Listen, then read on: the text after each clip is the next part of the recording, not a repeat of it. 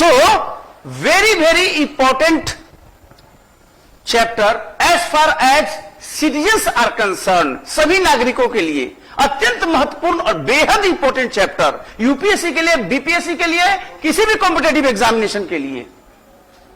और इसके पहले कि मैं बता दूं, कल मैं आपको प्रेस्क्राइब किया था बेयर एक्ट के लिए। क्या आप लोगों ने परचेज किया? क्या सब लोगों के पास बेयर एक्ट हो गया है? संविधान की ये बुक जो कल मैं आपको शो किया था, दिस वन, सभी लोगों के पास है? ये लेना है। तो अब कैसे आप रिकॉल कीजिएगा घर पर जाकर कि किस आर्टिकल में क्या है? अगर आपके पास नहीं है तो फिर उस पेज को आप कैप्चर नहीं कर पाइएगा। जरूरी है इसको ये करना, आपको परचेज कर लेना है। इसको ज्यादा कॉस्ट तो है नहीं, मुझे लगता है कि 150-200 में मिलता होगा, ऐसे ही कुछ। मोटा वाला नहीं लेना है, पतला वाला ले लीजिए, लेटेस्ट ले लीजिए, तो ले लेना है। और इसलिए मैं ऐसा कह रहा हूं आपको कि आपको आर्टिकल सारे देखने हैं, जितनी भी आर्टिकल्स है वो आपको ध्यान में रखने हैं। सर का मंत्र भी आता है संस्कृत के श्लोक में कि कैसे याद करना है, तो इसके बारे में भी कोई ना कोई मंत्र जरूर होगा कि फंडामेंटल राइट किस आर्टिकल में क्या है। सीधा सीधा ये क्वेश्चन है, किस आर्टिकल में क्या राइट्स हैं और उसके पार्ट हैं, ये आपको अपने एकदम बिल्कुल ध्यान में रखना है। अगर नहीं कर रहे हैं तो वहां से क्वेश्चन मिस हो जाएगा। मिलाने के लिए भी दे देगा 16(1), 16(2), 16(3), 16(4), 16(5), क्या क्या है आपको जानना है। और ये तभी संभव है जब आपके पास लेटेस्ट बेयर एक्ट हो। एकदम बेयर एक्ट आपको रखना ही पड़ेगा, तभी सब काम होगा। अगर आप नहीं रखते हैं तो फिर काम नहीं हो पाएगा। इसलिए बहुत जरूरी है कि आप बेयर एक्ट पढ़ लें। अब फंडामेंटल राइट की बात करें, purely prelims view, PT view से जो बीपीएससी पूछ सकता है, उससे हम एक स्टेप ऊपर ही बता रहे हैं। अगर आप फंडामेंटल राइट का चैप्टर पढ़ के आते या आए होंगे, कितने लोग पढ़ के आए हैं फंडामेंटल राइट? लार्जली मेजोरिटी लोग पढ़ के आए हैं। लेकिन आप लोग क्यों नहीं पढ़े पीछे में? आप लोग कल आए थे ना, पीछे लोग आए थे कि नहीं? कल आप लोग आए थे पीछे। कल कलाम साहब एक बहुत अच्छी बातें उन्होंने बोला कि क्लासरूम के लास्ट बेंच पर बेस्ट टैलेंट होता है। लास्ट बेंच पर बैठने वाला स्टूडेंट बेस्ट टैलेंट होता है। The best talent seats at the last bench of the classroom. तो आप ये ना समझिए कि पीछे बैठकर नजर नहीं है, पढ़कर आना था। आज जो लोग नहीं पढ़े तो वो कहीं ना कहीं मिस करेंगे, फिर आप हमें क्या क्वेश्चन करेंगे, क्या आर्गुमेंट करेंगे आप?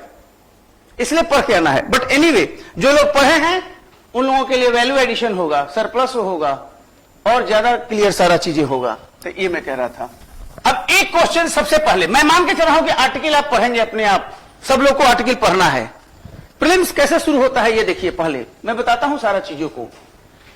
ये आपका है government of India act 1935, Bharat शासन अधिनियम 1935।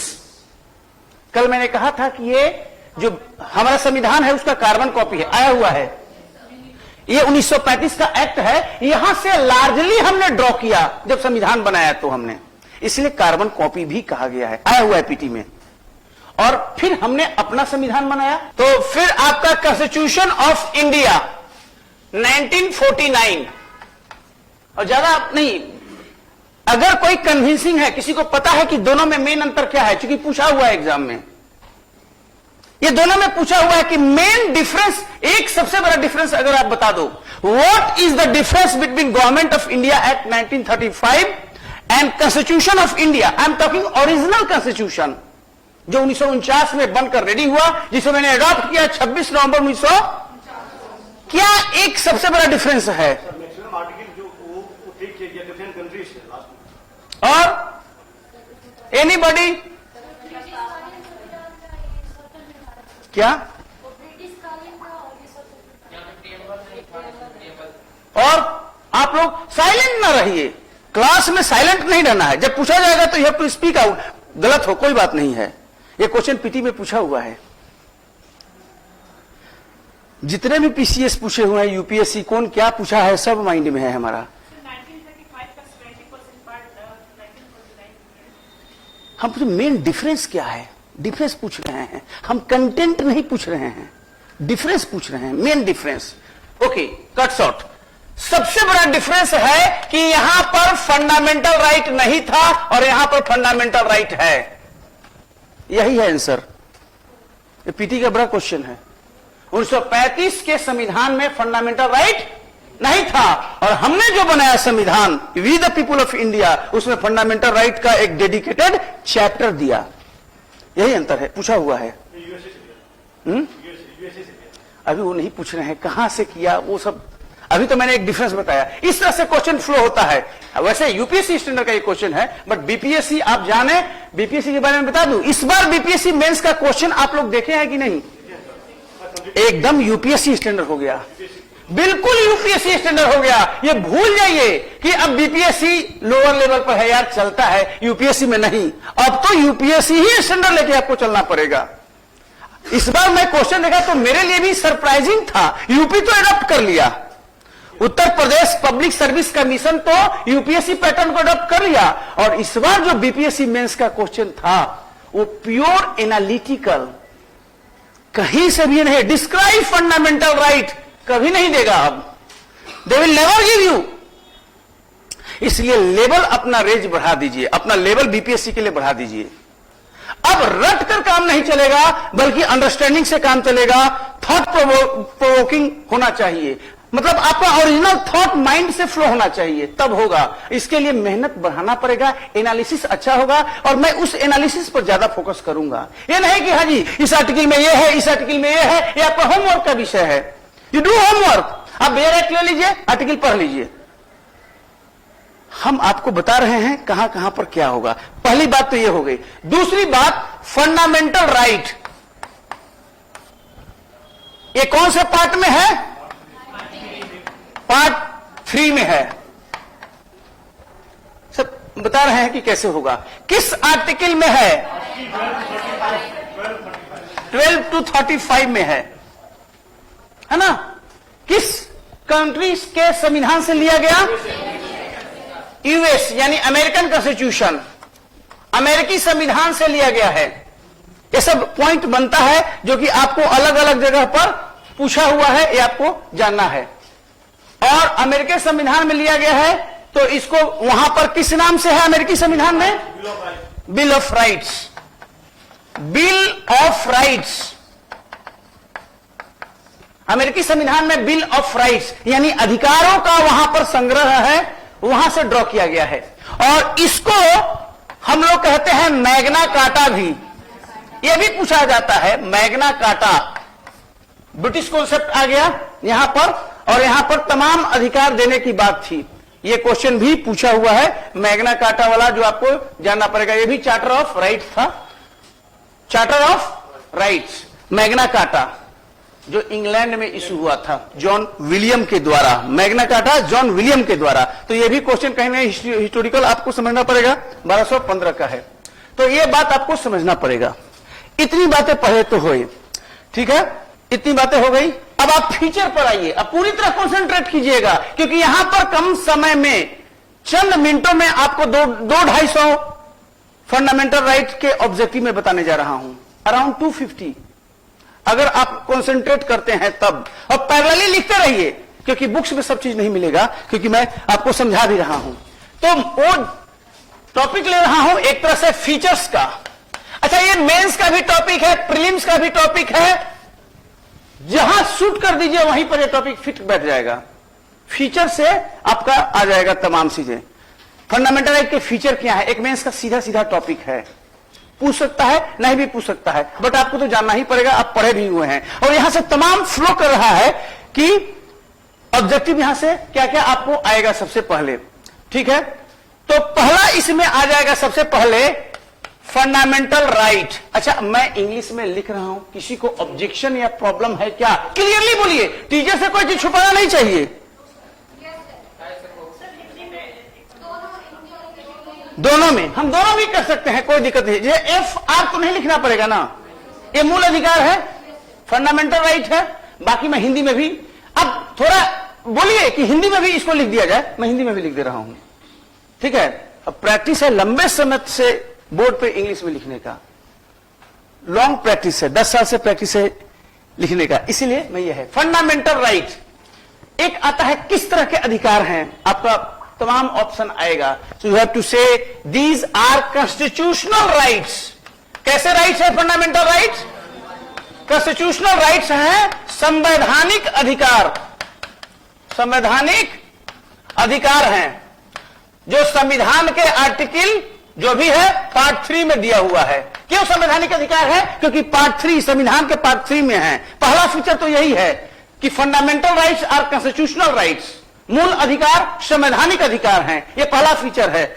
जो भी उसमें ड्रॉप डाउन आएगा आपका आएगा, ये आपको पहला आपको ये पॉइंट दे देना पड़ेगा। दूसरा आएगा कि these are most fundamental rights, most fundamental, most fundamental, most essential. ये कल मैं डेफिनेशन में बताया था, सबसे मूलभूत। मोस्ट फंडामेंटल मतलब सबसे मूलभूत, सबसे जरूरी। क्यों? सर्वांगीण विकास के लिए, टू हैव ओवरऑल डेवलपमेंट। आपका विकास नहीं होगा, अब आप बोल रहे हैं आपको रोक दिया जाए, आपको धर्म ना मानने दिया जाए, आपको अपने बातों का क्रिटिसाइज करने का आपको पावर ना दिया जाए, समानता नहीं है, दो आदमी के बीच में भेदभाव कर दिया जाए। मतलब कि आप अगर ये राइट हटा दें पार्ट 3 से, तो एक ह्यूमन भी है वो भी पशु बन जाएगा। पार्ट 3 को खारिज कर दो, ये गार्बेज बन जाएगा, फिर ये डेमोक्रेसी नहीं रह जाएगा। आज डेमोक्रेसी है तो पार्ट 3 के कारण है इंडिया में, बिकॉज सिटीजन से फ्लो होता है, पब्लिक से फ्लो होता है, पीपुल से फ्लो होता है, और पीपुल को इंपावर नहीं करोगे तो कैसे करेगा? तो ये बहुत जरूरी है। So most fundamental rights, so most essential. Why essential? Because अगर ये राइट नहीं हो तो आप अपना सर्वांगीण विकास नहीं कर सकते हैं। This is a feature of fundamental rights, is a very important. तीसरा इसमें आता है नेचर, यानी प्रकृति क्या है? नेचर मतलब, नेचर माने प्रकृति। किस टाइप का है फंडामेंटल राइट्स? सुनिए पहले, किस तरह के राइट है? यह आता है सिविल एंड पॉलिटिकल राइट्स, नागरिक और राजनीतिक अधिकार हैं ये। सिविल एंड पॉलिटिकल पूछा हुआ है यूपीएससी बीपीएससी सब में, किस तरह के अधिकार हैं? नेचर मतलब बता रहा है उसकी प्रकृति क्या है, नागरिक और राजनीतिक हैं। आर्थिक कम है नहीं, सोशल कम है। आर्थिक और सोशल कहां मिलेगा राइट? डीपीएसपी में। जो पार्ट 4 में है राज्य के नीति निर्देशक तत्व, तो वहां पर भी अधिकार है ना? वहां कैसे अधिकार हैं? सामाजिक और आर्थिक। यहां पर पार्ट 3 में मेनली आपको कैसा राइट है? ये पूछा हुआ है सिविल एंड पॉलिटिकल राइट्स, नागरिक और राजनीतिक अधिकार। यहां पर आपको इकोनॉमिक फोकस नहीं है, क्योंकि इकोनॉमिक क्षमता कम थी 49 में, और धीरे धीरे जैसे पॉकेट बढ़ा, स्ट्रेंथ बढ़ा, रिसोर्स बढ़ा, तो हम दे रहे हैं। इसलिए डीपीएसपी चैप्टर क्यों बनाया गया? तो उन्होंने सोचा कि अभी हम सब कुछ नहीं कर सकते, सबको काम का अधिकार नहीं दे सकते, तो एक चैप्टर 4 बना दो और कह दो कि ये डायरेक्शन है जी, आज हम नहीं कर रहे हैं, लेकिन आने वाले दिन में तुम लोग ध्यान में रखना, जो देश के नीति निर्माता हैं वो लोग ध्यान में रखना कि ये हमारा विजन है, ऐसा हम सोचते हैं कि हमारा देश इस तरह से ग्रो हो। इसीलिए हमने चैप्टर 4 बना दिया, राज्य के नीति निर्देशक तत्व। और आज हम इतना दे रहे हैं, इतना देने में हमको कोई प्रॉब्लम नहीं है, सबको वोट दे दिया, कास्टिज्म को, जो भी अनटचेबिलिटी है, अस्पृश्यता को खत्म कर दिया, सबको समान कर दिया, धर्म मानव स्वतंत्र, सब कुछ ठीक ठाक है। इसलिए ये सिविल एंड पॉलिटिकल राइट्स है, और वो वाला आप नहीं है। ये एक इंपॉर्टेंट बात है जो आपको जानना पड़ेगा। Not natural rights, not natural rights. ये नेचुरल राइट्स नहीं है, कल मैं बता रहा था। ये विश्लेषण आएगा, यहां से पीटी आएगा, ये बीपीएससी स्टैंडर्ड का है। आर्टिकल रटने से नहीं होगा, ये जानिएगा और आर्टिकल याद कर लीजिएगा। आप बताइए कौन क्वेश्चन नहीं आता है, जस्ट क्वेश्चन मी, अब तब आपको पता चलेगा कि हां सर ये चैप्टर कवर नहीं हुआ। ये अनुभव से होता है, ये केवल एक्सपीरियंस से आएगा। नॉट नेचुरल राइट, आपके फंडामेंटल राइट्स, प्राकृतिक अधिकार तो क्या है, क्यों नहीं है भाई? अगला क्वेश्चन तो ये होगा ना, क्योंकि ये मेंशन है संविधान में, दीज आर मेंशन राइट्स। ये संविधान में लिखित है क्योंकि रिटन में है। नेचुरल राइट्स जो प्राकृतिक अवस्था में थे, हम बताए थे ना कल, ये अधिकार कैसे अधिकार है?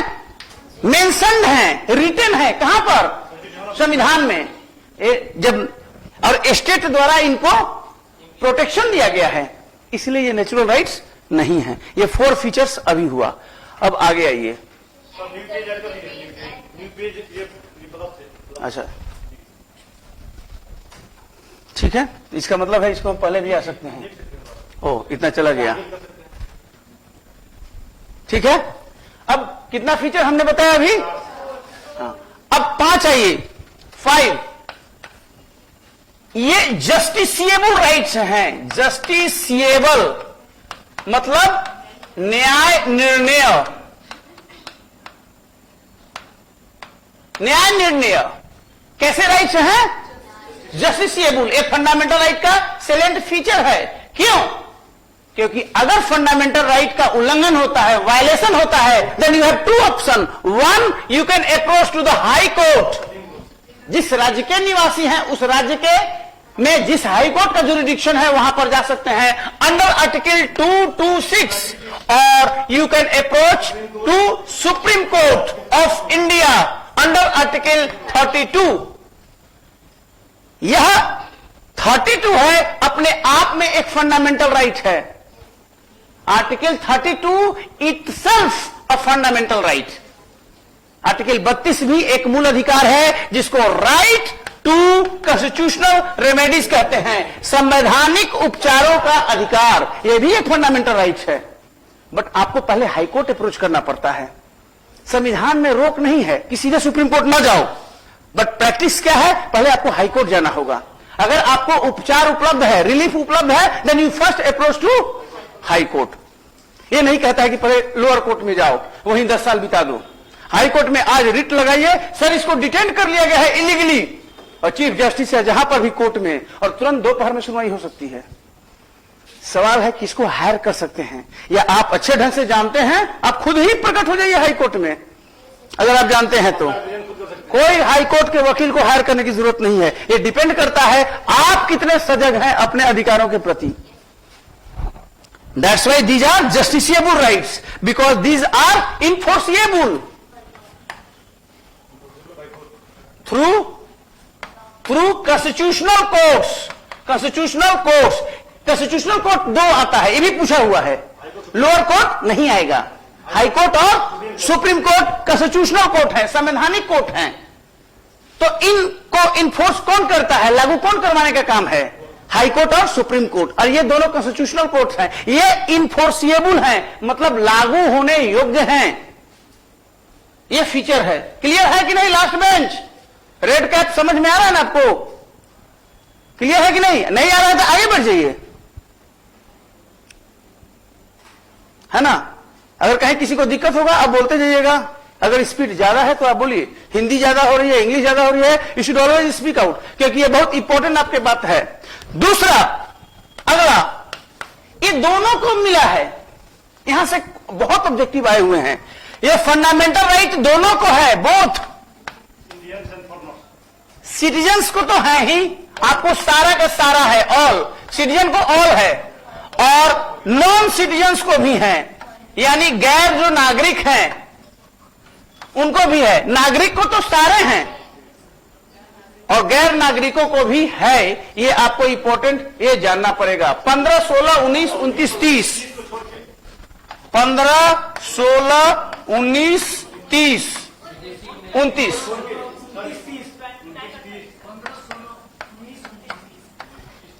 15, 16, 19, 29, 30। 15, 16, 19, 29 और 30, ठीक है। ये छोड़कर मतलब एक्सेप्ट दिस वन, एक्सेप्ट, मैं दोहराता हूं, 15, 16, 19, 29 और 30, 1, 2, 3, 4, 5, ये 29 है, 29। इतना छोड़कर बाकी नॉन सिटीजन को भी है, मतलब फॉरेनर को भी है, जो सिटीजन भारत का नहीं है। यानी फंडामेंटल राइट केवल सिटीजन के लिए नहीं है, नॉन सिटीजन के लिए भी है। समानता देखिए, 14 सबको है, सारा चीज दिया हुआ है यहां पर। राइट टू लाइफ है, सब कुछ है उनको। आर्टिकल है ये, संविधान का अनुच्छेद 15, 16, 19, 29 और 30 छोड़कर बाकी सारे फंडामेंटल राइट्स फॉरेनर को भी है। ये एक इंपॉर्टेंट फीचर आपको जानना है। आगे बढ़े। फंडामेंटल राइट का एक प्रकृति है कि ये संशोधनीय है, दैट इज एमेंडेबल। एमेंडेबल है, यानी कि फंडामेंटल राइट क्या है? संशोधनीय है। इनमें संशोधन किया जा सकता है। कौन करेगा संशोधन? राज्य की विधानसभा भी तो कर सकती है। यस। अच्छा, कोई है जो सपोर्ट करे कि राज्य की विधानसभा भी कर सकती है? नहीं कर सकती है। एक राय है तो हमें भी मानना पड़ेगा। That means only one and only parliament, संसद, पार्लियामेंट कर सकती है। लोकसभा, राज्यसभा एंड राष्ट्रपति बिल लाना पड़ेगा। कौन सा बिल आएगा? संशोधन करना है तो कौन सा बिल आएगा? संविधान संशोधन विधेयक। संविधान संशोधन, शॉर्ट में क्या बोलते हैं? Constitution amendment bill. क्लियर हो? CAB, कॉन्स्टिट्यूशन अमेंडमेंट बिल, ये लाना पड़ेगा। राइट? कौन से आर्टिकल में बिल आएगा? 368 के तहत। अब जोड़ते रहिए कितना पीटी बन रहा है, सब रिलेट कर रहे हैं। सब संविधान ये रहेगी केवल चैप्टर 3 पर ही है, पूरा जुड़ा हुआ है आपस में। कोहेरेंट ग्रॉस अप्रोच लेके चलिए, इंटीग्रेटेड अप्रोच लेके चलिए, तब वो क्लियर होगा। खंडित अप्रोच नहीं, ग्रॉस अप्रोच लेके चला जाता है संविधान के समय में। ये एक फीचर है, दीज आर एमेंडेबल। तो पूरा अमेंड करके हटा दीजिए, पूरा उतना पन्ना फाड़ देते हैं इसमें से। संशोधनीय है। अभी आप लोग सहमत हैं हमारे बात से? नहीं है? संशोधनीय है। पूरा चैप्टर हटाकर हम नया लगा देंगे? पॉसिबल? क्या कोई रोक टोक है? कहीं संविधान में लिखा है कि ये हम नहीं कर सकते हैं? एनीवेयर? अरे 12 से, सुनिए, 12 से 35 तक है ना? कहीं लिखा है किसी आर्टिकल में कि आप ये नहीं हटा सकते, ये नहीं कर सकते, वो नहीं कर सकते? चलिए, ये चीज तो कहीं मेंशन नहीं है, लेकिन केशवानंद भारती का जजमेंट कल मैं उल्लेख किया था आप लोगों के सम्मुख, जो 1973 में ये आया था और कहा था कि सब कुछ कीजिए बट बेसिक फीचर को आप नहीं बदल सकते। तो कहा, क्या आप ये कहना चाहते हैं कि फंडामेंटल राइट बेसिक फीचर है? अगला क्वेश्चन है, क्या फंडामेंटल राइट्स जो पार्ट 3 में है 12 से 35 तक, वो संविधान का बेसिक फीचर है? कोर्ट बता सकते हैं। कोर्ट ऐसा बोला है कि ये बेसिक फीचर है?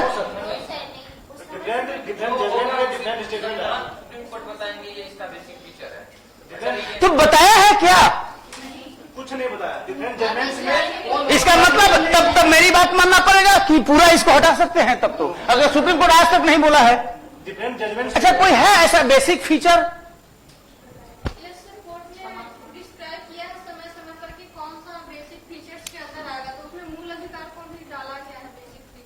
टोटल मूल अधिकार मतलब आप टोटल की बात कर रही हैं? यही है डिस्कशन का लार्जर पॉइंट, यही है हमारा कि that is very important one कि ये अमेंडेबल हैं और ये बेसिक फीचर में है, कुछ को आप नहीं हटा सकते। जैसे आर्टिकल 21, जैसे 14, जैसे 32, ये नहीं बदला जा सकता। समझ रहे हैं बात? ये नहीं बदला जा सकता। ये यहां नीचे दिख रहा है बोर्ड आपको नीचे। तो अमेंडेबल का मतलब होता है कि उसमें आप संशोधन करने की क्षमता रखते हैं। तो इसका मतलब है कि आपने एक हटा भी सकते हैं और जोड़ भी सकते हैं। हटाना मतलब डिलीशन, डिलीट कर देना, राइट। आप लोग डिलीट करते रहते हैं तमाम सी चीजें। डिलीशन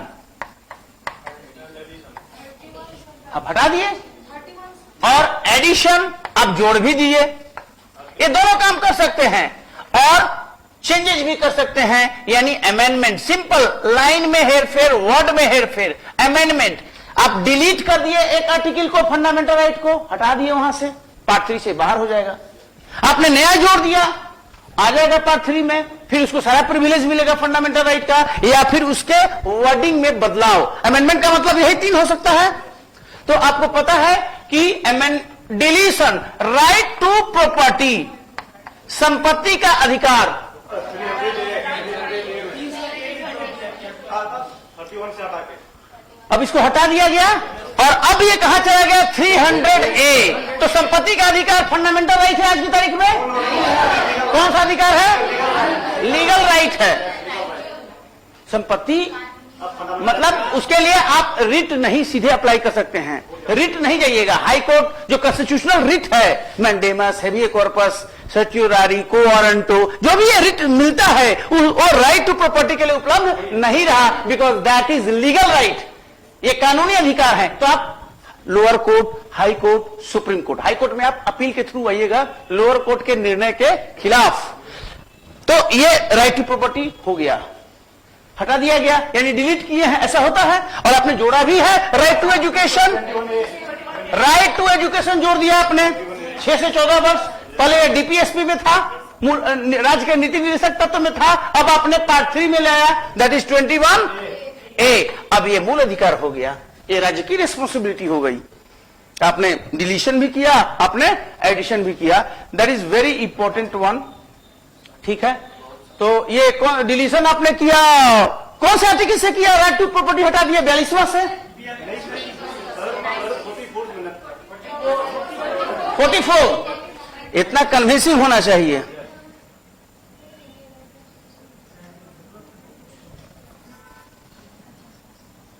ये क्या हो रहा है?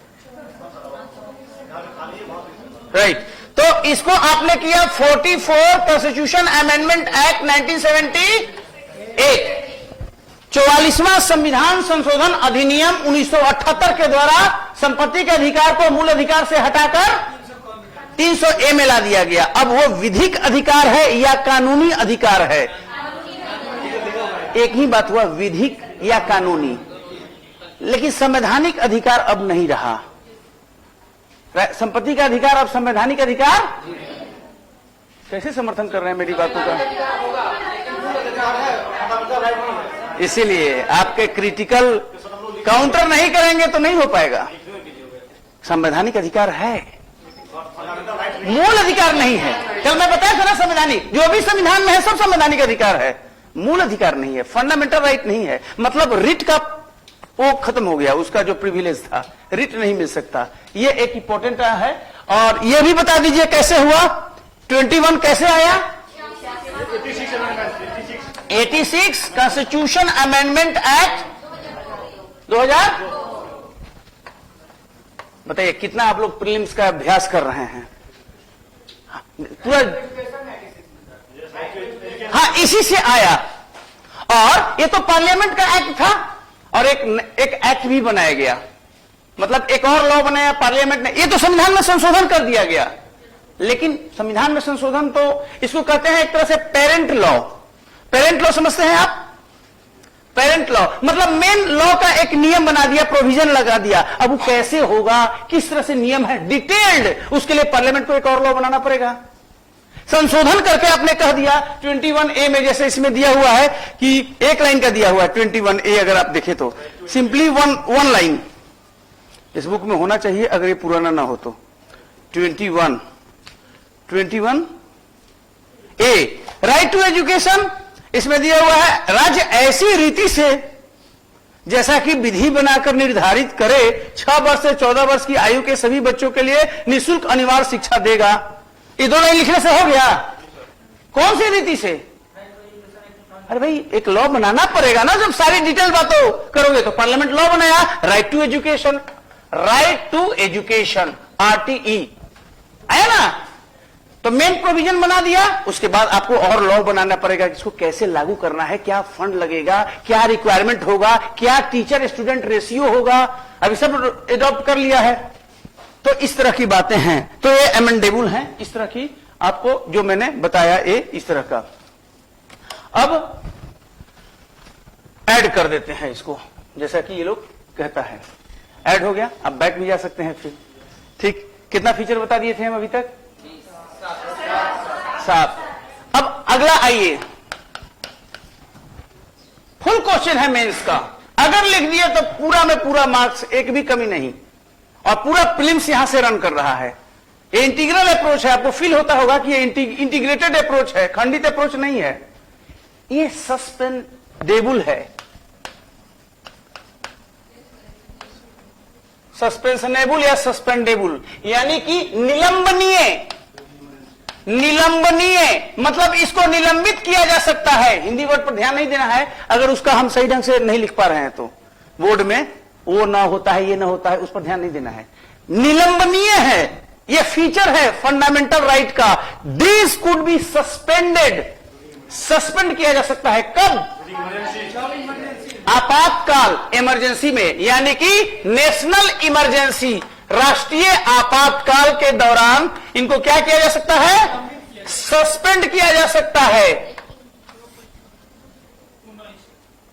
तो राष्ट्रीय आपातकाल कौन से प्रोविजन में है? आर्टिकल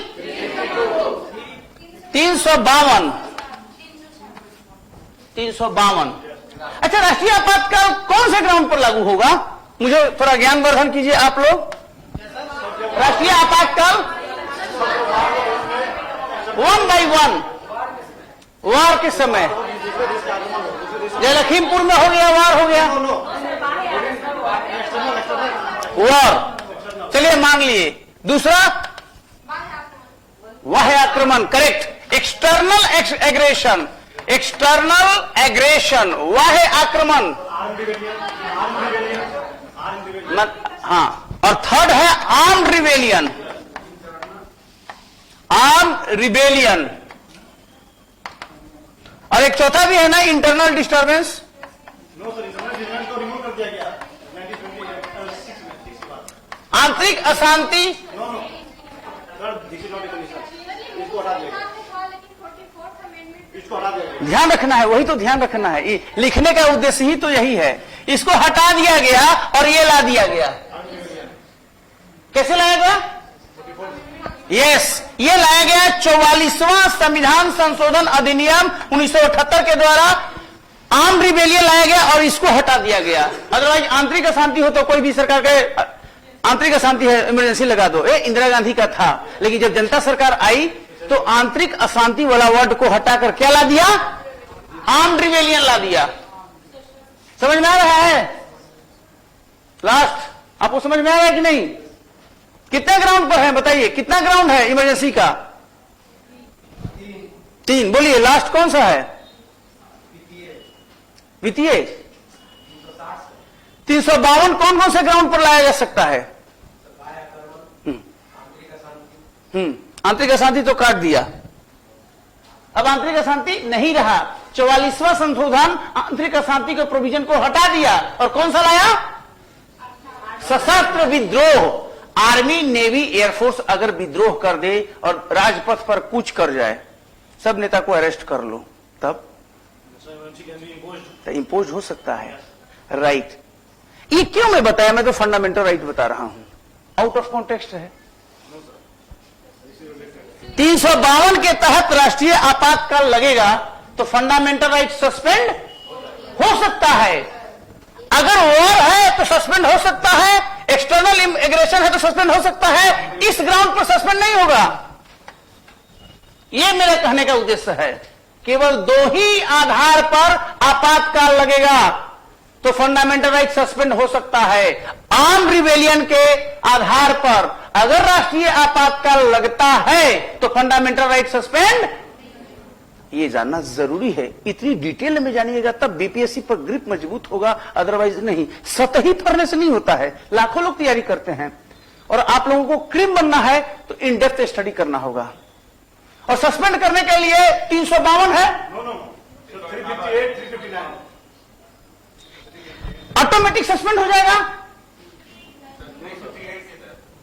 सर केवल आर्टिकल 19 राष्ट्रपति एक उद्घोषणा जारी करता है। राष्ट्रपति क्या करता है? उद्घोषणा। ये नहीं कि 352 लागू हो गया सस्पेंड हो गया, नहीं, ऐसा नहीं। ऑटोमेटिक, नो ऑटोमेटिक सस्पेंशन, ये ध्यान में रखिएगा। स्वतः सस्पेंड नहीं होगा। कैसे होगा? राष्ट्रपति एक उद्घोषणा जारी करेगा। वो उद्घोषणा, राष्ट्रपति की जो उद्घोषणा है, राष्ट्रपति की उद्घोषणा, इसको कहते हैं प्रेसिडेंशियल नोटिफिकेशन। इसका आर्टिकल है 359(1), 339 ब्रैकेट में 1। इसके तहत राष्ट्रपति एक लिखित अधिसूचना जारी करता है और कहता है कि फंडामेंटल राइट सस्पेंड तब होता है। 359(1) बोला, ठीक तो है। 359(1) में यह नियम है, प्रावधान है कि राष्ट्रपति लिखित में अधिसूचना जारी करेगा। That is called presidential notification, राष्ट्रपति की उद्घोषणा, जिसमें इस बात का उल्लेख होगा कि फंडामेंटल राइट सस्पेंडेड। क्या चीज? वो तो हम अभी बता रहे हैं ना, अभी तो आप देखिए ना। लेट चाहिएगा तो major portion missed, major portion missed. अगर इस बात को आप समझेंगे तो बहुत इंपॉर्टेंट है, ये आपको समझना है, ठीक है।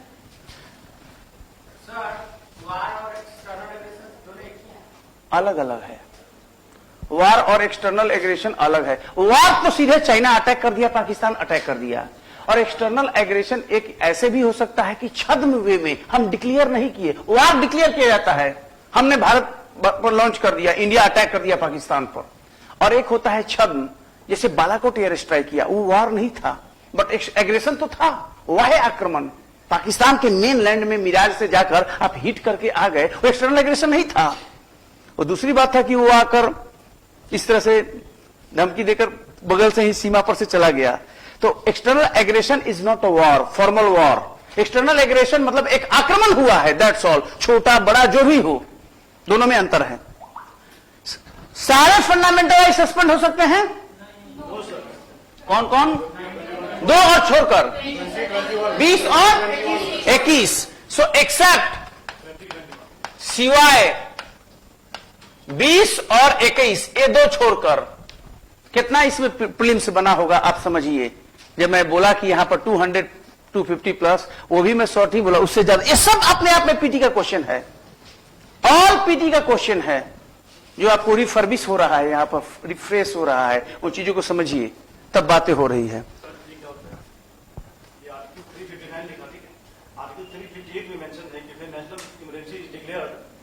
Article 19, the freedom of speech and expression is automatically suspended. But except that article, President has to separately declare a declaration. आ रहे हैं, अभी वहां आ रहे हैं, अभी तो वहां आ रहे हैं, अभी फिनिश नहीं हुआ है। ये मिटा देंगे हम तब ना, उसके बाद आएगी। इसके अलावा ये दोनों नहीं होगा, रेस्ट सारा हो जाएगा। ये दोनों को छोड़कर रेस्ट सारा हो जाएगा। प्रेसिडेंशियल नोटिफिकेशन में मेंशन होता है, लेकिन एक चीज ऑटोमेटिक हो जाएगा, that is all 6 types of freedom. All 6 types of freedom जो 19 में दिया हुआ है, ये ऑटोमेटिक हो जाएगा। 6 प्रकार की स्वतंत्रताएं हैं ना, ये ऑटोमेटिक हो जाएगा, खत्म हो जाएगा। और बाकी के लिए मेंशन करना पड़ेगा। तो ये है आपका कैरेक्टर, किसका? फंडामेंटल राइट का। क्या कैरेक्टर है? कि ये विलंबनीय है, निलंबनीय है, सस्पेंडेबल है, सस्पेंड किया जा सकता है। कौन करेगा? एग्जीक्यूटिव। ठीक है, तो ये है। तो इसको मिटा सकते हैं अब, या फिर जोड़ दीजिए। कौन सी? 358। ये 358 है प्रोविजन। 359 में प्रेसिडेंट को पावर दिया गया है 1 में। 359(1) में प्रेसिडेंट को पावर है कि वो घोषणा करे, रिटन घोषणा करेगा। और प्रेसिडेंट तो कुछ करता नहीं है, केवल आराम से बैठने का है, सब चीज यहां से बना बनाया आएगा और वो साइन कर देगा। तो जो करेगा so prime minister in council of ministers. Cabinet word एक ही जगह जिक्र है, यूपीएससी बीपीएससी में आया हुआ है। हाँ, किसमें? कैबिनेट वर्ड एक जगह है, बाकी सब जगह काउंसिल ऑफ मिनिस्टर्स है। एवरीवेयर देयर इज मंत्री परिषद, बट कैबिनेट का जिक्र एक ही आर्टिकल में है, 352 में। यह भी नोट कर लीजिएगा, संविधान में एक ही जगह कैबिनेट वर्ड आया है, 352 में, और बाकी सब जगह आपको मिलेगा COM, मतलब काउंसिल ऑफ मिनिस्टर्स, यानी मंत्री परिषद। और यह प्रावधान भी लाया गया था संविधान संशोधन के द्वारा। कौन सा? 44वां संविधान संशोधन 1978 में जनता सरकार ने यह प्रावधान लाया कि कैबिनेट के लिखित अनुशंसा पर, रिटन रिकमेंडेशन पर ही राष्ट्रपति शासन लागू हो जाएगा। यह नहीं कि मोबाइल से फोन कर दिया, हाजी कोविंद साहब राष्ट्रपति लागू कर दो, प्रेसिडेंट मतलब इमरजेंसी लागू कर दीजिए, नथिंग लाइक दैट। क्योंकि इंदिरा गांधी थी, आयरन लेडी थी, ठीक है। इसलिए खुशवंत सिंह जैसे लोग कहते हैं इंदिरा गांधी और मनमोहन सिंह के बीच में एक कंपैरिजन चल रहा था। तो खुशवंत सिंह जानते ही हैं किस तरह से उनका आता है, टिप्पणी आता है। तो कहा कि इंदिरा गांधी जैसा पुरुष नहीं देखा और मनमोहन सिंह जैसा स्त्री नहीं देखा। ये एक मतलब बातों को बता रहा है, ये नहीं पुरुष और महिला नहीं है, मतलब मनमोहन सिंह किस तरह से काम करने का स्टाइल है और इंदिरा गांधी का कैसा था। गेम चेंज कर दिया। इंदिरा गांधी का जो निर्णय था वो अद्भुत और अभूतपूर्व था। कल बालाकोट का ही निर्णय था, वो भी बहुत बड़ा निर्णय था। बिना परवाह किए पाकिस्तान के एटॉमिक हॉक्स को रातों रात खत्म कर दिया। मेनलैंड में हिट करके आ गया भारत का मिराज पूरा, एक साथ जाकर बेड़ा बनाकर। ये बहुत बड़ी बात है, यही मेरा पीएचडी का शोध का विषय भी है, ठीक है। अब आइए, ये पॉजिटिव राइट्स हैं, सकारात्मक अधिकार, पॉजिटिव राइट्स हैं। फंडामेंटल राइट कैसे राइट्स हैं? पॉजिटिव राइट्स, सकारात्मक अधिकार। मतलब ये आपको कुछ दे रहे हैं, ये फंडामेंटल राइट आपको कुछ दे रहे हैं। नोट कीजिए आर्टिकल पॉजिटिव राइट्स में कौन कौन है, नोट कर लीजिए। 19, 21A, 25, 29, 29 ब्रैकेट में 1, 29 1, 29 और ब्रैकेट में 1, 29 1, 31 30 ब्रैकेट में 1। ये पॉजिटिव राइट्स बनाता है। फंडामेंटल राइट्स कैसे राइट्स हैं? पॉजिटिव राइट्स है, सकारात्मक अधिकार है, क्योंकि आपको दे रहा है। तो आपने जो जो लिखा, जैसे कि आपने कौन कौन सा भी लिखा, 14, 19 आपको स्वतंत्रता दे रहा है, तो उसका पॉजिटिव कैरेक्टर बता रहा है। आपको स्वतंत्रता दे रहा है 19, आपको एजुकेशन दे रहा है 21A। तो तमाम चीजें फंडामेंटल राइट आपको दे रहा है, पॉजिटिव, इसलिए पॉजिटिव राइट्स हैं। एक और कैरेक्टर है इसका, निगेटिव राइट्स भी है। फंडामेंटल राइट्स, निगेटिव राइट भी इनका कैरेक्टर है, नकारात्मक, यहां से भी है, नकारात्मक अधिकार के रूप में भी है फंडामेंटल राइट्स। राइट 14 लिखिए, 14 ये सब पीटी का क्वेश्चन है, कॉमा 14, 15 1 ब्रैकेट में 15 1, 15 ब्रैकेट में 1, 16 2, 18 1, 16 2, 18 1, 20, 22 1 और 28 1। रिपीट करें क्या? 14, 15 1, 16 2, 18 1, 20, 22 1, 28 1। अब आपका ड्यूटी है घर पर जाकर मिला लीजिए कि इसमें है क्या क्या।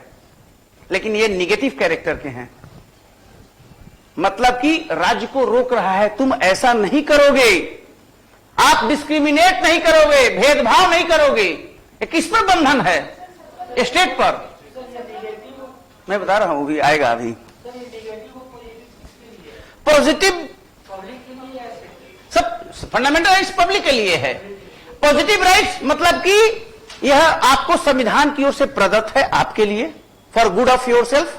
और निगेटिव ये राइट्स इसलिए है कि यह रोक रहा है किसी को, रेस्ट्रेन स्टेट को कि तुम ऐसा नहीं करोगे, जाति धर्म भाषा क्षेत्र जो भी है। या निगेटिव इधर पब्लिक के लिए है कि पब्लिक के बीच में, पब्लिक के साथ तुम ऐसा नहीं करोगे। कौन? स्टेट। ये भी पब्लिक के साथ है। पब्लिक के बीच में इन आधारों पर भेदभाव नहीं होगा, ऐसा नहीं होगा, वैसा नहीं होगा। और ये रोक रहा है स्टेट को कि स्टेट सबको इक्वल ट्रीट करे। फॉर एग्जाम्पल आर्टिकल 14 ये हमारा बेटी के समक्ष समता का अधिकार, ये पब्लिक के लिए पॉजिटिव है ना कि सबको इक्वल। इसका दो पार्ट है। राज्य ऐसा नहीं करेगा सिवाय ऐसे वर्ड है जो, अगर आप 14 देखें, अभी वहां हम गए नहीं है लेकिन आप पहले वहां, क्योंकि अभी मैं फीचर बता रहा हूं। राइट, देखिए इसमें दिया हुआ है 14 में, हिंदी में ही पढ़ लें हम, कि राज्य के अंतर्गत 14 ना बात कर रहे हैं, 14 में आइए। हाँ, राज्य भारत के राज्य क्षेत्र में किसी व्यक्ति को विधि के समक्ष समता से या विधियों के समान संरक्षण से वंचित नहीं करेगा। ये नहीं वर्ड है इसमें, वंचित। ये किस पर रोक लगा रहे हैं आप? किसको रेस्ट्रेन कर रहे हैं आप? स्टेट को। That's why these are negative in character, because there is restrain power. रोक रहा है स्टेट को, ऐसा नहीं करोगे, ऐसा नहीं करोगे, ऐसा नहीं करोगे। जब ये निगेटिविटी वर्ड में निगेटिव लाइन आ जाएगा तो निगेटिव राइट्स के रूप में है, बट पब्लिक के लिए पॉजिटिव हो गया वो, तो ये राज्य को रोक रहा है। तो ये फीचर हो गया। इसको आगे बढ़े अब हम लोग। दूसरा इसमें एक आएगा कि ये फंडामेंटल राइट, जैसे कि आपको राज्य के खिलाफ है, नियुक्ति में आपके साथ भेदभाव हुआ, बीपीएससी में, एसएससी में, बैंक में, रेलवे में, तो ये सब तो राज्य ही ले रहा है ना कॉम्पिटिटिव एग्जाम्स। लेकिन जैसे मैं प्राइवेट आदमी हूं, हमने आपको बंधक बना लिया, तब क्या करेगा? प्राइवेट व्यक्ति के खिलाफ तो फंडामेंटल राइट लागू नहीं होगा। अरे आप कोर्ट में एलआईसी को, रेलवे को, बैंक को, यूपीएससी, एसएससी, इस लोगों को ना कटघरे में खड़ा करेंगे जो सरकार है या सरकार का इंस्ट्रूमेंट है। यूनिवर्सिटी से तो इंस्ट्रूमेंट हो गया, हमको कैसे करोगे? हम तो सरकार है नहीं, हम तो प्राइवेट आदमी हैं। और हमने आपको तकलीफ दिया, आपको बंधक बना लिया, रूप में कैद कर दिया, हमको कैसे करोगे कटघरा में? क्योंकि fundamental right are only against a state or instrument of a state. But there is a question again that fundamental rights, certain, not all, certain, कुछ fundamental rights ऐसे हैं जो कि प्राइवेट व्यक्तियों के खिलाफ भी लागू किए जा सकते हैं। Available against private people also. Available against private persons also. कुछ मूल अधिकार वैसे हैं जो निजी व्यक्ति हैं, यानी स्टेट नहीं है, जो यह स्टेट का हिस्सा नहीं है। स्टेट समझ रहे हैं आप? उसका डेफिनेशन है 12 में। उसके खिलाफ भी, प्राइवेट व्यक्ति के खिलाफ भी लागू हो सकता है। प्रीलिम्स में आया हुआ ये क्वेश्चन, ये ध्यान रखिएगा, नोट कर लीजिए। 15(2) वो कौन से मूल अधिकार हैं जो प्राइवेट व्यक्तियों के खिलाफ भी इन्फोर्स करवाए जा सकते हैं? 15(2) विद इन ब्रैकेट 2, 17, अब 17 की चर्चा कोई कर रहे थे। जैसे मैं अब ये करता हूं 17 की, जैसे मैं भेदभाव करूं, अनटचेबिलिटी है, छुआछूत मैं करूं। आप भी प्राइवेट व्यक्ति, हम भी प्राइवेट व्यक्ति, दोनों सरकारी आदमी नहीं हैं, लेकिन आप रिट हमारे खिलाफ दायर कर सकते हैं। रिट हमारे खिलाफ दायर होगा, इस आर्टिकल में रिट दायर हो जाएगा, अदरवाइज नहीं होगा, क्योंकि इस मामले में प्रोविजन दिया हुआ है। प्राइवेट व्यक्ति लैंग्वेज ही है वो। 17, 23, 24, 18(3), 18(4), आई रिपीट 18(4), नोट कीजिए। 15(2), 17, 23, 24, 18(3) और 18(4), इतना आर्टिकल इवन प्राइवेट व्यक्ति के खिलाफ भी इन्फोर्स किए जा सकते हैं। जो इन्फोर्स करने वाला है, संवैधानिक कोर्ट है, और आपको कोर्ट तक अपना फरियाद देना पड़ेगा, ये है, ये सब आया हुआ है। Very important one, even UPSC level का ये सब चीजें हैं। बीपीएससी तो इस लेवल पर करेगा, उसके बाद क्वेश्चन बचेगा नहीं। फीचर से ही पूरा फंडामेंटल राइट रैप अप हो जाता है। पूरा फीचर में अगर आप बढ़िया ढंग से समझ गए, then you understand the fundamental right. पूरा संविधान का ही इसमें पूरा समरी है, इसेंस है, बोला हुआ है पूरा संविधान। नेक्स्ट ये भी आता है कि फंडामेंटल राइट क्या है, संविधान का, भारतीय संविधान का फीचर है, feature of constitution of India.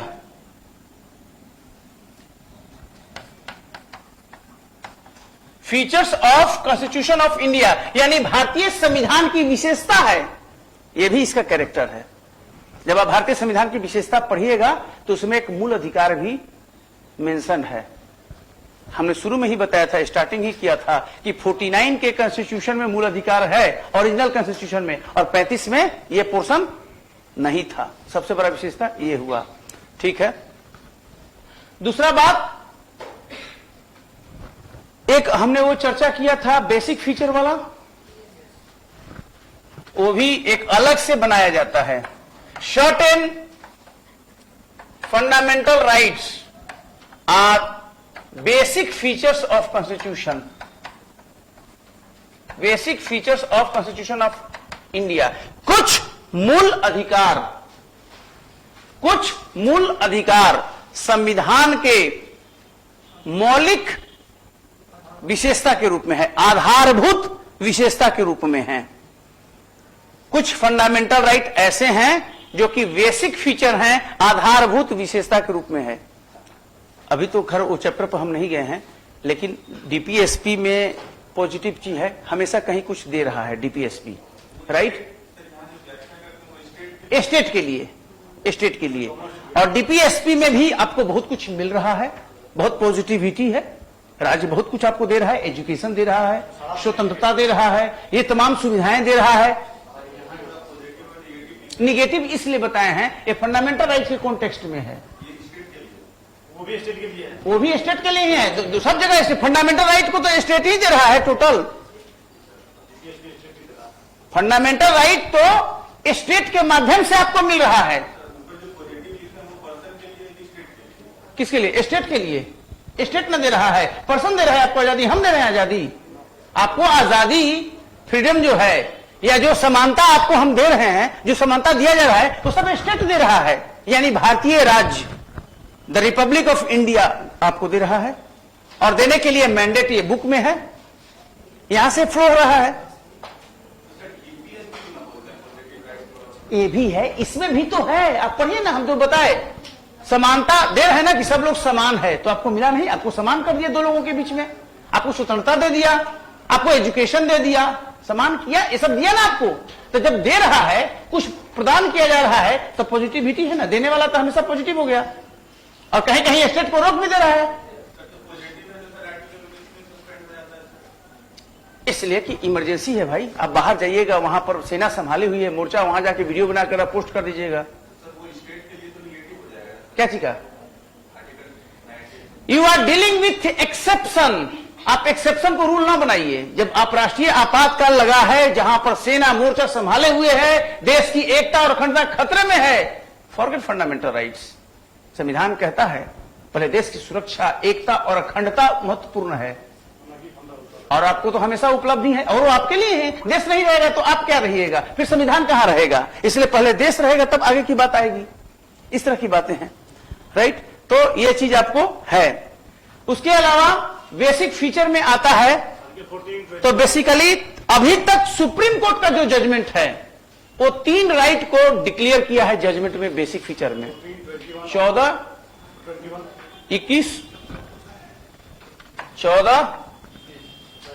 21 और 24। 14, 21, 24 ये तीनों को डिक्लेयर किया हुआ है कि ये बेसिक फीचर है, अलग अलग जजमेंट में।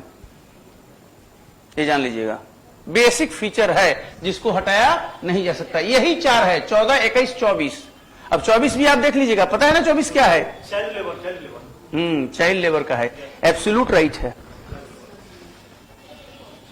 ये जान लीजिए, एकमात्र जो है वो एब्सोल्यूट राइट है जिसका कोई, जितनी भी स्वतंत्रता है या संविधान में अधिकार आपको दिया हुआ है, सबका निर्बंधन है, युक्ति युक्त उस पर निर्बंधन है, रीजनेबल रेस्ट्रिक्शन है, स्वतंत्रता है लेकिन हमको डिस्टर्ब नहीं करोगे, समानता है लेकिन हम रिजर्वेशन देंगे नीचे वाले को ऊपर उठाने के लिए नहीं। आप बिजनेस कीजिए लेकिन यह नहीं कि ओपनली आर्म्स एम्युनिशन बारूद बेचने लगिए, सब कुछ दिया हुआ है। राइट टू लाइफ है, राइट टू लाइफ है, लेकिन आप मर्डर करके आए हैं तो आपका राइट टू लाइफ गया, जेल में जाइएगा। सब जगह बंधन है कि नहीं, सब कुछ है, सब्जेक्ट टू यानी कंडीशन सब में दिया हुआ है। मेरी बात समझ रहे हैं कि नहीं? ऑल राइट्स है लेकिन सब में कंडीशन है। कंडीशन क्यों? राष्ट्र की एकता है, अखंडता है, सुरक्षा है, पब्लिक ऑर्डर है, सेफ्टी है। आप आंदोलन निकाल दिए, आप आंदोलन रोड पर निकाल दिए, एम्बुलेंस जाएगा, नहीं रोक सकते। इसेंशियल सर्विसेज जाएगा, फल सब्जी दूध, इसकी सप्लाई होगी। अगर रोकते हैं तो फिर आप ये मत कहिए कि हमारा फंडामेंटल राइट वायलेट हो रहा है। ऑल राइट्स है, आपको सब चीज उपलब्ध है, लेकिन हर राइट का युक्ति युक्त निर्बंधन, रीजनेबल रेस्ट्रिक्शन है, कंडीशनल है। क्वेश्चन यहीं से बनता है, वो कौन सा फंडामेंटल राइट है जो एब्सोल्यूट है, कोई कंडीशन नहीं है? 24, 25 है, 24 है। जो 24 है वो एब्सोल्यूट राइट है, आया हुआ है, मतलब उसका कोई कंडीशन नहीं है, कोई कंडीशन नहीं है उसका। Absolute right means without condition, बाकी सब में कंडीशन है। हाँ, ये जान लीजिए। तो ये चीजें हैं।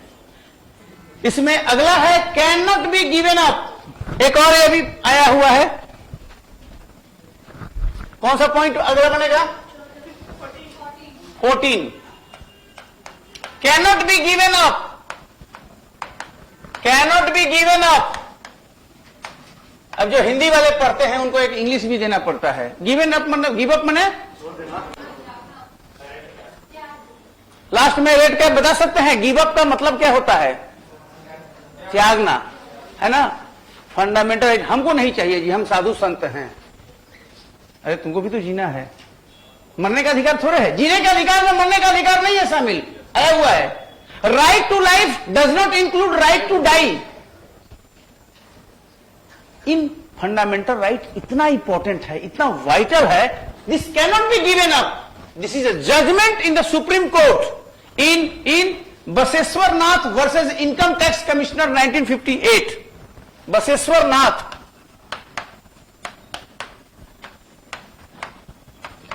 बनाम इनकम टैक्स कमिश्नर 1958 मुकदमा में सुप्रीम कोर्ट ने कहा फंडामेंटल राइट त्याग करने का विषय नहीं है, कोई भी व्यक्ति इन अधिकारों का त्याग नहीं कर सकता। ये फीचर में है, बहुत एडवांस बातें मैं बता रहा हूं आपको, जो कि आपको समझना पड़ेगा। देन लास्ट वन में आइए। अभी कितना किताब मैं पढ़ा हूं, अब मैं कैसे बताऊं? आप एक किताब पढ़े हैं, हमारा कोई किताब सुभाष कश्यप से लेके कोई बचा नहीं हुआ है, ठीक है?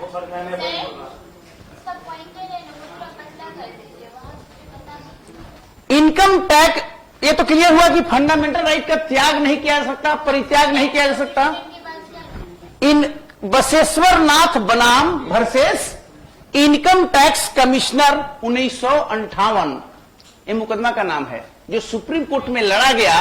और सुप्रीम कोर्ट ने यह निर्णय दिया कि fundamental right can not be given up. एक इंपॉर्टेंट बात है जो आज तक सुन रहा है कि आप कहें कि हमको नहीं चाहिए, ऐसा नहीं है, क्योंकि fundamental right is so important, so vital, so essential rights that you can not seek your best, you cannot imagine your development unless and until you are equipped with all the fundamental rights. So it cannot be given up. इसका त्याग नहीं किया सकता है, ये feature है। और अगला में आ जाइए इन्फर्ड राइट्स।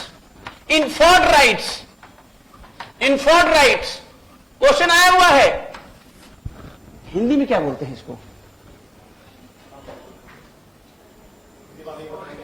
इन्फर्ड समझते हैं? जैसे मैं मान लो कि इन्फर्ड, जैसे मैं कह रहा हूं, ठीक, तो जैसे कि एक चीज, एक ऐसी वस्तु है मान लीजिए यहां से, और यहां से सब चीज ड्रॉ हो रही है। एक आइटम से कई एक आइटम हम ड्रॉ कर रहे हैं, एक आइटम से 50 आइटम हम ड्रॉ कर रहे हैं, इन्फर कर रहे हैं, वहां से प्राप्त कर रहे हैं। इन्फर मतलब प्राप्त करना, निकालना, ड्रॉ करना, वहां से मिल रही है आपको चीजें। वो आर्टिकल है 21, article 21, right to life and liberty, personal liberty, ये आर्टिकल 21 है। जीवन जीने का अधिकार, व्यक्तिगत आजादी का अधिकार, आर्टिकल 21 बेसिक फीचर में है। ये एक अधिकार है, वन एंड ओनली। लेकिन इसकी इतनी बार सर्जरी की है माननीय उच्चतम न्यायालय ने, इतनी बार सर्जरी की है, सैकड़ों राइट्स बना दिए आप सबों के लिए। इमेजिन कैसा जीवन, पशुतापूर्ण जीवन जीने का अधिकार। आप यहां पर सो रहे हैं अपने रूम में, बगल में हम लाउड स्पीकर बजा दिए, आपका रात का नींद गायब। आप पढ़ रहे हैं, यूपीएससी की तैयारी कर रहे हैं, बगल में लाउड स्पीकर बच गया। अब आपको ऑफिस जाना है, हमें यहां पर धरना दे दिए, अब आपका ऑफिस बंद, अब उसके लिए शो कॉज कर दिया, ऑफिस ये हो गया। 100 राइट है। आपको कोई बार बार कॉल में डिस्टर्ब कर रहा है, फोन पर बार बार कर रहा है। किस तरह का जीवन का अधिकार आपको चाहिए? हाँ, right to life, right to life with dignity, गरिमा पूर्वक जीवन जीने का अधिकार, यह सुप्रीम कोर्ट कह रहा है। गरिमापूर्ण जीवन जीने का अधिकार भी फंडामेंटल राइट है, मेंशन नहीं है, बट इन्फर्ड राइट बन गया by dint of decision of supreme court of India. जैसे राइट टू प्राइवेसी, निजता का अधिकार हर व्यक्ति का फंडामेंटल राइट है, निजता का अधिकार। राइट टू हैव, अब जितना कहें, right to have peaceful environment, peaceful environment, ये आपका फंडामेंटल राइट है कि आपको शांतिपूर्वक माहौल मिले, तभी ना कुछ कर पाइएगा। आप कोलाहल कर देंगे तो कहां मिलेगा? Right to have pollution free environment, pollution free environment, प्रदूषण मुक्त वातावरण का अधिकार आपका फंडामेंटल राइट है। कहीं है 21 में से मेंशन? ये कहां सर्जरी करके ये सब बन गया? सुप्रीम कोर्ट ने किया है अलग अलग जजमेंट में। That's why these are called inferred rights. Full question अपने आप में बनेगा, फुल क्वेश्चन है, बीपीएससी यूपीएससी कहीं पर भी। अभी आधार केस में कहा था कि राइट टू प्राइवेसी इंपॉर्टेंट है आपके लिए, फंडामेंटल राइट के रूप में बात। इस तरह के बहुत से राइट आपको मिलेगा। राइट टू स्पीडी ट्रायल, ये नहीं कि आप जीवन भर, आपका जीवन उम्र बीत गया और अभी आपका मुकदमा चल ही रहा है। स्पीडी ट्रायल, त्वरित न्याय, त्वरित सुनवाई होनी चाहिए। अगर दोषी है तो जेल में, और नहीं तो आप बाहर निकलिए, क्योंकि बाद में पता चला कि आप निर्दोष हैं, इतना दिन बिना मतलब का जेल में आप काट लिए। राइट टू लाइफ तो वायलेट हो गया। इससे स्पीडी ट्रायल होना चाहिए, यह भी सुप्रीम कोर्ट ने कहा कि आपका फंडामेंटल राइट है। That's very important one. Then right against 21 में है राइट टू लाइफ, उसकी इतनी बार व्याख्या किया है सुप्रीम कोर्ट ने। सुप्रीम कोर्ट ने व्याख्या किया है, अंतिम व्याख्याकार कौन? Supreme court. और आर्टिकल 21 की व्याख्या करते हुए इतना राइट आपके लिए बता दिया। Right against cruel punishment, police थाने में ले गए, वहां टॉर्चर किया और वहीं पर डेथ हो गया, बहुत बड़ा क्राइम माना जाता है, नौकरी चली जाती है पुलिस वालों की। राइट अगेंस्ट क्रूएल पनिशमेंट, आप उसे इंट्रोगेशन कीजिए, पूछिए जो भी है। जैसे शाहरुख खान का बेटा गया मान लीजिए, अब ये नहीं कि उसको पीट पीट कर खत्म कर दीजिए वहां पर, इससे फंडामेंटल राइट है। ये कहां से आया? संविधान में तो मेंशन नहीं है, ये सब सुप्रीम कोर्ट ने दिया है सारा चीजें। तो ये बहुत इंपॉर्टेंट चीज है। Right to health of workers, ये सब दिया हुआ है sir. Right to shelter, right to shelter ये भी दिया हुआ है आपका। और राइट टू बी हर्ड, सुनवाई का अधिकार, आपको सुनेगा, आप पर अगर आरोप लगता है तो आपको डिफेंस करने का अधिकार है अपना।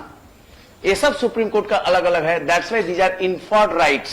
अब आप पढ़िए टाटा मैग्रो का जो बुक है, you will feel really very interested in that one. तब ये आपका बात बनता है, सारा चीजें ये क्लियर कट होता है। ठीक है, तो ये आपको हम क्या बताए आपको? फीचर्स। कैसा लगा ये पूरा फीचर आपको? ठीक लगा? एक समग्र पिक्चर आपका बन रहा है इस तरह से फंडामेंटल राइट।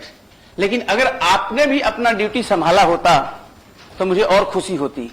फंडामेंटल राइट्स पढ़कर आइए, देन आपको अच्छा लगेगा। सभी लोग, आप लक्ष्मीकांत या जो भी आप बुक प्रिफर करते हैं करिए, और ये बुक अगर ले लें, ये आर्टिकल आपको सारा पढ़ना है, तभी क्लियर कट बात बनेगी। और एक और आता है इसमें, right outside part 3। Right outside माने बाहर में पार्ट 3। आप सोच रहे पार्ट 3 के बाहर ही है, पार्ट 3 के बाहर भी राइट है, ये भी पूछता है। फंडामेंटल राइट से ही हम जोड़ रहे हैं, क्योंकि मैं अप्रोच रखता हूं इंटीग्रल अप्रोच, कॉम्प्रिहेंसिव अप्रोच, खंडित अप्रोच नहीं। यूपीएससी बीपीएससी के लिए इंटीग्रल अप्रोच रखिए, थीमेटिक अप्रोच, ऐसे अधिकार जो पार्ट 3 के बाहर है। पार्ट 3 फंडामेंटल राइट, पार्ट 3 के बाहर भी तो अधिकार हैं, कॉन्स्टिट्यूशनल राइट है, वो भी पूछता है। नोट कर लीजिए 265, नोट कर लीजिए। अब आपका काम है 265 के सामने कौन कौन सा अधिकार है लिख लेना घर पर जाकर इस बुक के सहारे। 265 ये भी राइट है आपका। दूसरा 300A, 300A right to property वाला है। 301, 326, then DPSP part 4, DPSP part 4 ये भी राइट है आपका। Directive principles of state policy, बहुत सी चीजें वहां है। ये सब राइट पार्ट 3 के बाहर हैं, बट ये सब भी राइट है। अब आप आर्टिकल के सामने सामने में लैंग्वेज लिख लीजिए, याद कर लीजिए। आया हुआ है सारा क्वेश्चन, खुद मुझे यूपीएससी में पूछा हुआ है 265। एक सॉलिड क्वेश्चन इसी पर बना दिया, इसी पर ये सॉलिड क्वेश्चन बना हुआ है जो आपको हमेशा पूछता है, and you must know that one. ठीक है, समय कम है लेकिन फिर भी मैं एक और टॉपिक लेना चाहूंगा। लिमिटेशन क्या है, यहां से भी क्वेश्चन आ जाता है।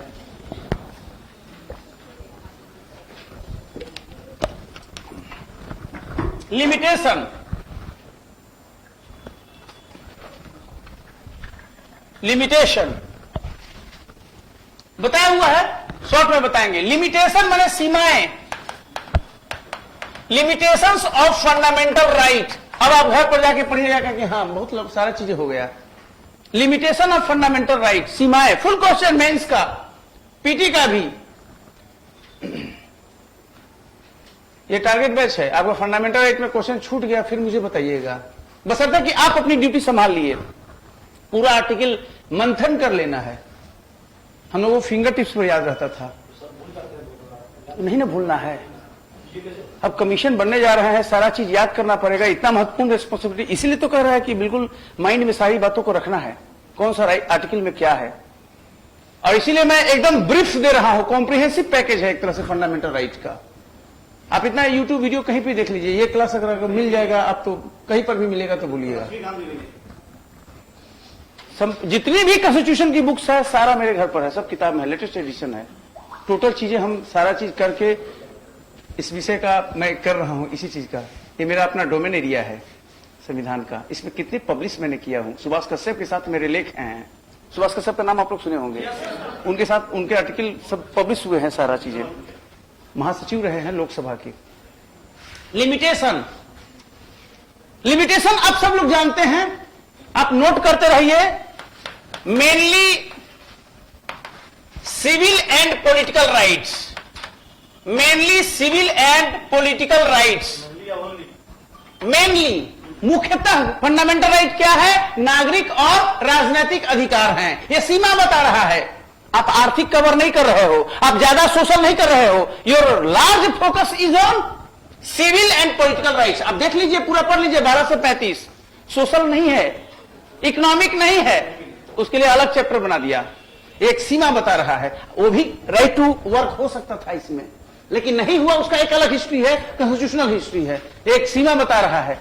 सेकंड नोट कीजिए, तो क्या लिमिटेशन है, अगर व्याख्या कर सकते हैं, इकोनॉमिक राइट्स इसमें नहीं है। मतलब आप अपने से ऐड कर सकते हैं, है ना।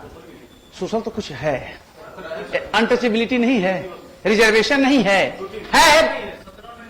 मतलब एक्चुअली एब्सेंस ऑफ, अगर आप उतना समय नहीं है, एब्सेंस ऑफ इकोनॉमिक राइट्स, इस पर फोकस कर सकते हैं आप। सोशल कुछ है, एब्सेंस ऑफ इकोनॉमिक राइट्स, आर्थिक अधिकार इसमें नहीं है, ये सीमा है मेनली। सोशल तो बहुत कुछ भी है, सारा सोशल नहीं है, कुछ कुछ है। अनटचेबिलिटी सोशल कर रहा है ना, रिजर्वेशन दे रहा है आपको, तब बहुत सा बातें हैं इसमें, बहुत सी चीजें हैं। दूसरा लिखिए, इंग्लिश हिंदी दोनों वाले लिख सकते हैं, मैं लिखवा दे रहा हूं।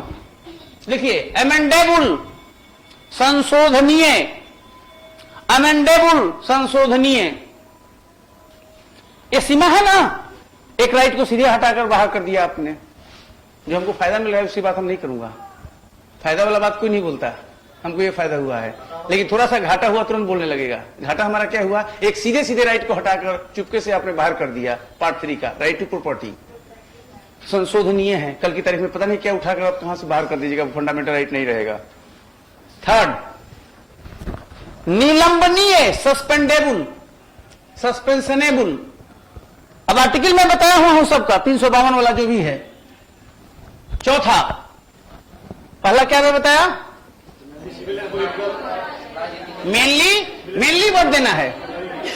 दूसरा निलंबनीय, अमेंडेबल, संशोधनीय। तीसरा निलंबनीय। चौथा, subject to reasonable restriction, subject to reasonable restriction, यानी युक्ति युक्त निर्बंधन के अंतर्गत है, कंडीशनल है। सब्जेक्ट टू रीजनेबल रेस्ट्रिक्शन, युक्ति युक्त निर्बंधन, यानी जो भी राइट है आपका है, लेकिन यह मत समझिएगा कि उसका किसी तरह मिसयूज आप कर लीजिएगा। कंडीशन है, सारा में कंडीशन थोपा हुआ है, अगर आप पढ़िए सब में कंडीशन थोपा हुआ है ना।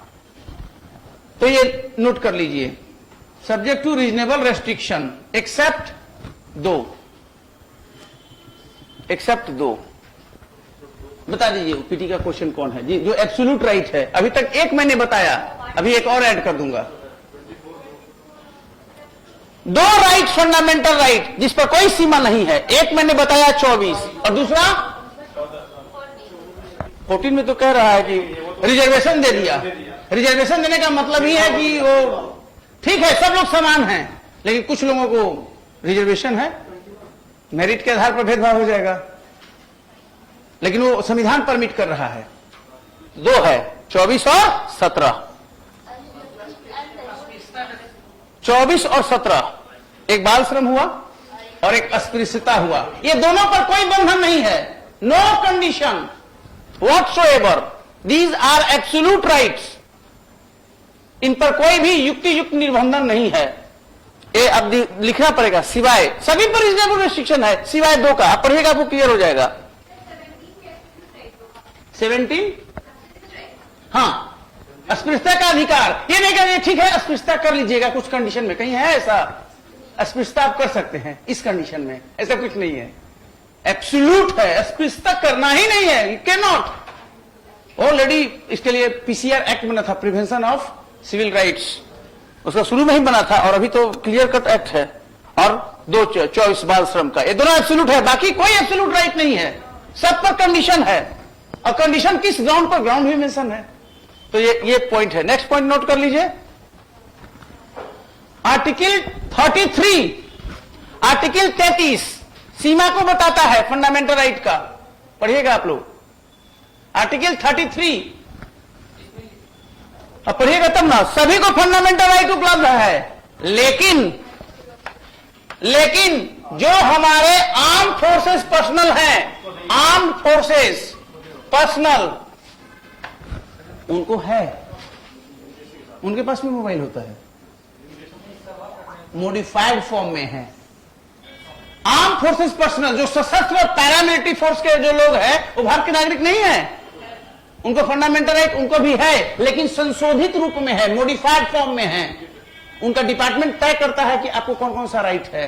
मॉडिफाइड फॉर्म यानी कि संशोधित रूप में है, मॉडिफाइड फॉर्म में है फंडामेंटल राइट। लिमिटेशन बता रहा है, किनके बारे में कहा, जो आर्म फोर्सेज और पैरामिलिट्री फोर्स के जो सदस्य हैं उनके लिए ये बात है। ये आया हुआ है, फुल क्वेश्चन है ये। अगला आर्टिकल 22, आर्टिकल 22 सब नोट करते जाइए। प्रिवेंटिव डिटेंशन, सब इसी चैप्टर का है।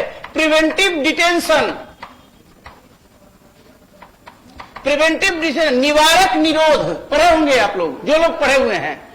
टाडा, पोटा पढ़े हैं? टाडा का नाम टेररिस्ट और डिसरप्टिव एक्टिविटीज प्रिवेंशन एक्ट, पोटा।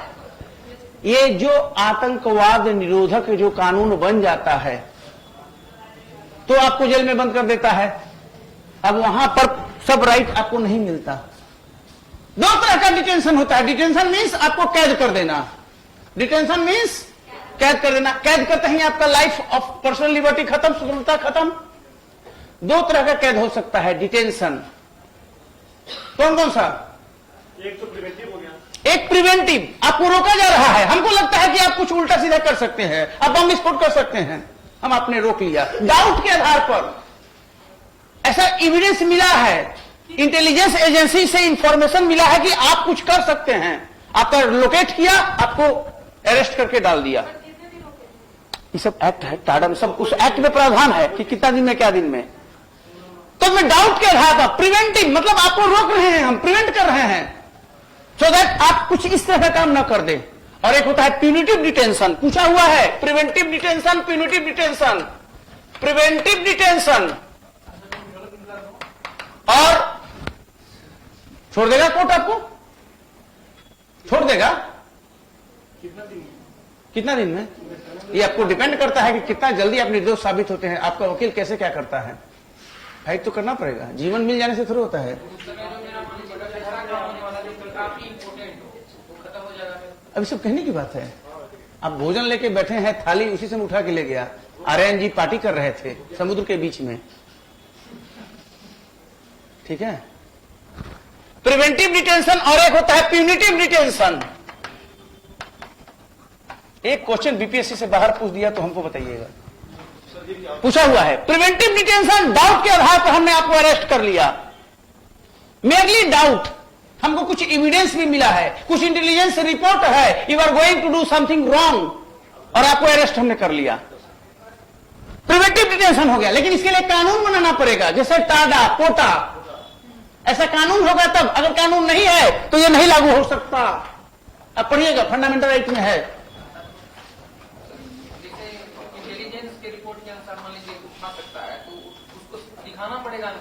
वो दिखाएगा, वो जो इसका काम दिखाना है वो दिखाएगा ना, सरकार अपना पक्ष रखेगा ना, हवा में थोड़े होगा। अगर हवा में होगा उसी समय कोर्ट आपको कोर्ट फ्री कर देगा, मुक्त कर देगा तुरंत तत्काल। अगर सरकार विफल हो गया आपके खिलाफ प्रथम दृष्टया प्रेमा फेसी केस साबित करने में, लेकिन अभी उतना मत जाइए, अभी बात शॉर्ट एंड प्रिसाइज में, फिर वो लीगल भी हो जाएगा। अब प्यूनिटिव डिटेंशन, आप पर ट्रायल चला, मुकदमा हुआ, चार्जशीट हुआ, ट्रायल चला, साबित हो गया, फ्री हरजाना के लिए कर सकते हैं आप, हरजाना कंपेंसेशन मांग सकते हैं, हाँ हाँ कर सकते हैं। अब समझिए, आपको कोर्ट में ये हुआ, फ्री कर दिया कोर्ट ने, नहीं सॉरी, कोर्ट में मुकदमा हुआ, चला, सब चार्जशीट हुआ, विटनेस जांच हो गया और आपको सजा मिलता है 10 साल, 2 साल, 3 साल, 5 साल। कौन दिया? कोर्ट ने, कंपीटेंट कोर्ट ने, may be lower court, may be high court, may be supreme court. आपको राइट है, आप अपील कीजिए।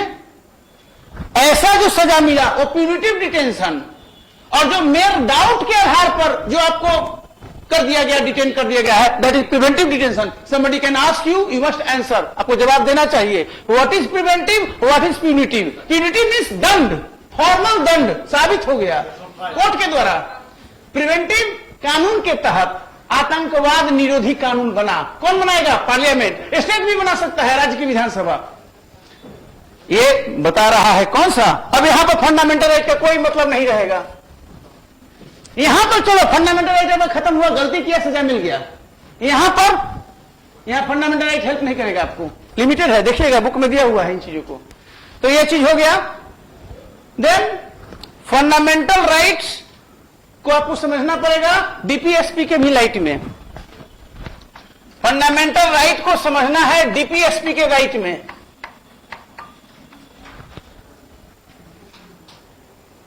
ऐसा भी आपको समझना पड़ेगा इन चीजों को। खासकर आपको देखना पड़ेगा कि आर्टिकल 31B समझ में आ रही है कि नहीं? 31B ये फंडामेंटल राइट का ही पार्ट है। 31B ये 9th शेड्यूल में है। 31B ओरिजिनल संविधान में नहीं था। 31B ओरिजिनल संविधान में नहीं था। अभी आप चुप रहिए क्योंकि समय कम है और मैं उसको रैप अप करना चाहता हूं। I don't have time now. ये आप देख रहे होंगे। हाँ, तो 31B क्या है? लास्ट है। प्रथम संशोधन, संविधान संशोधन 1951 में आया और इसने एक बास्केट का निर्माण कर दिया जिसमें फल सब्जी आप लोग रखते हैं ना बास्केट में, एक बास्केट का निर्माण कर दिया। कौन? ये 31B इस बास्केट के बारे में बात करता है। सोचिएगा, बहुत इंपॉर्टेंट क्वेश्चन है, मोस्ट वाइटल। इसको कहा गया 9th शेड्यूल, 9वीं अनुसूची। कैसे बनी? प्रथम संविधान संशोधन अधिनियम 1951 के द्वारा, राइट? और उसका प्रोविजन है 31B में। और क्या कहा? कोई भी लॉ, चाहे वो राज्य का लॉ हो चाहे पार्लियामेंट का लॉ हो, कोई भी लॉ जो इसमें आता है उसको चैलेंज नहीं कर सकते, तो वो उस पर जुडिशियरी उसकी जांच नहीं कर सकती, भले उस लॉ से आपके फंडामेंटल राइट का हनन हो रहा हो। फंडामेंटल राइट का लिमिटेशन बन गया। पढ़िएगा, बुक में दिया हुआ है। अब पढ़ के आते तो और भी क्लियर होगा। Any law, central or state, that is put into that 9th schedule is not subject to judicial scrutiny. But in 2007 case, that case number IR Selo versus State of Tamil Nadu, 2007, Supreme Court held that any law that is put in this 9th schedule may be judicially reviewed if they violate basic feature. Supreme court ने कहा, यह व्यवस्था तो थी कि केशवानंद भारती के बाद 1973 के बाद अगर कोई लॉ, कानून जो इस 9th शेड्यूल में डाला गया हो और वह कानून मूल बेसिक फीचर का हनन करता हो, तो उस कानून को चैलेंज करने पर उस कानून को null and void supreme court कर सकती है। ये एक बात है। तो आपको यहां तक ये मैंने बताया फीचर्स के रूप में। आप 6 राइट्स और 6 फ्रीडम जान लीजिएगा। 6 तरह के अधिकार हैं, इस बुक में क्लियर कर दिया हुआ है। Right to equality, freedom against exploitation, freedom of religion, cultural, educational and right to constitutional remedies.